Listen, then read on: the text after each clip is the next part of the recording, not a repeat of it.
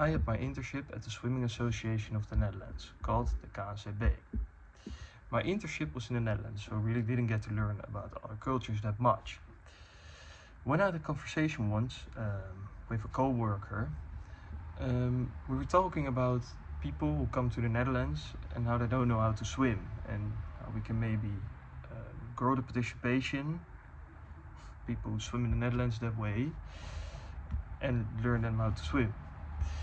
But the topics of ICC that were involved in this specific meeting was actually stereotyping, because we were discussing people who were immigrants and how they couldn't swim. But if you think about it, how are we sure that every immigrant can't swim?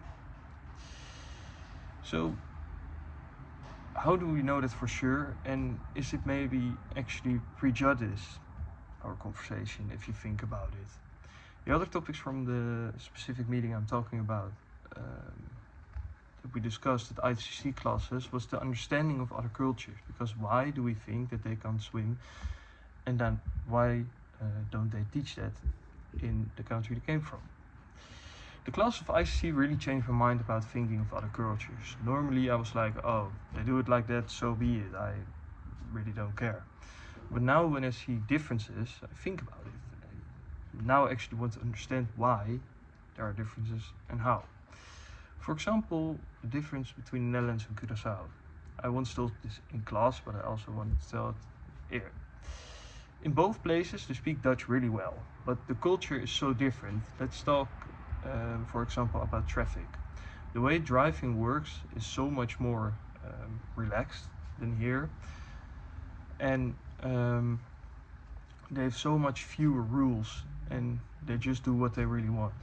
When I visited, I was really struggling to understand like how they communicated, because giving priority to one another, for example, is just like, oh, you go, while in the Netherlands is you come from the right side, you get to go first.